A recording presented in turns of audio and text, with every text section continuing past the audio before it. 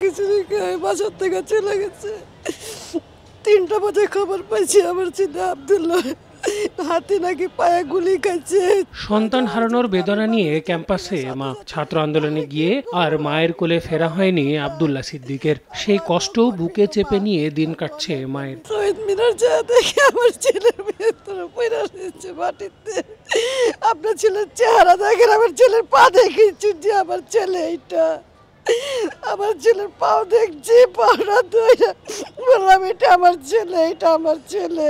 রোববার দুপুরে শান্তিনগরে হাবিবুল্লাহ বাহার কলেজে আব্দুল্লাহ সিদ্দিক সহ আন্দোলনে নিহতদের স্মরণে দোয়া মাহফিল ও আলোচনা সভায় অংশ নেয় শিক্ষার্থী ও শিক্ষকরা। এ সময় আব্দুল্লাহর নামে ভবনের নাম ফলক উন্মোচন করেন তার বাবা। আমি খুব গর্বিত, আমি নিজ হাতে মাটি দিছি। আমি একটা পাষণ্ড আমি সহ্য করতে পারতেছি না এখনো, যে আমার ছেলের লাশের জন্য আমি কবরে নামবো। 20 টাকা চেয়েছিলাম অনেক দিন, কিন্তু আমাকে দেয়নি। বলছে যে টাকা পানিতে দিচ্ছে। দেশের জন্য যত ত্যাগ করতে পারছে এটাই অনেক যথেষ্ট।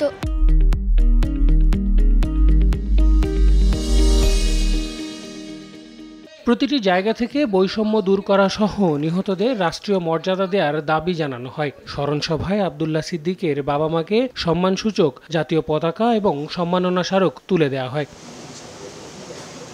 গেল 4 আগস্ট আন্দোলনের সময় জিগাতলায় গুলিতে প্রাণ হারান হাবিবুল্লাহ বাহার কলেজের মার্কেটিং বিভাগের শিক্ষার্থী আব্দুল্লাহ সিদ্দিক।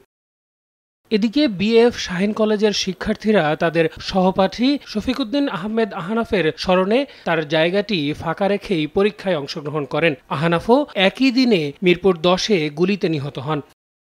আল আমিন তুষার, সময় সংবাদ, ঢাকা।